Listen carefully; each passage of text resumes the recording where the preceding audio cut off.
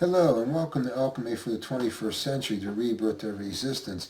My name's Gary and I'd just like to take a little time and talk with you about current events, beginning with the political process in the U.S. is over and the only true winner is the predetermined plan. So onward to the next phase where we all will begin to understand words beginning with A and H. We see too that the economic battlefronts continue in Europe.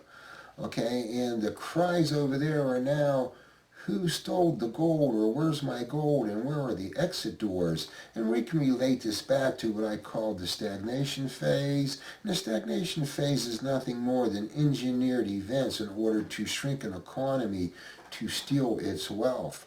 So this also applies to both the individual and to the country, and then it gets packaged as austerity in order to blame the victims for the problems.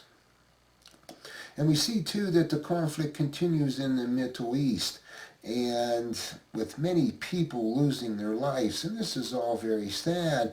And it's sad too in two ways, because a lot of this is nothing more than manipulation. And what we could say too, that the winners today will be the scapegoats in the future. And we see too now that China is about to change its leadership and take a more dominant role in the world. So what we can say here too is that when you put a new cook in the kitchen, you get a different recipe. So we will have to wait to see how this influence affects us. Now, unless you've had your head up someplace really dark, you should be seeing that things are changing and the old ways are not working. And things are about to morph right on time with the Mayan clocks. So it's not about an apocalyptic ending, but it's about chaotic new beginnings that we are experiencing. And the next stage is what I call the Great Deception. And the Great Deception is where mankind is led to a precarious cliff and then rescued at the last moment. But there's a problem here too, because the edge is no longer clear and things can spiral out of control very quickly. And this is a very dangerous time.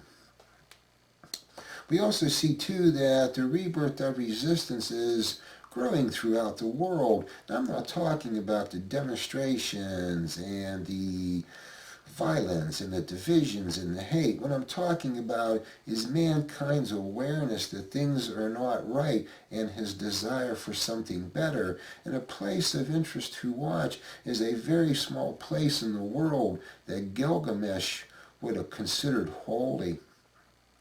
And the evolution of thought, the movement continues, because what we're seeing in the West is the shifting of the paradigm.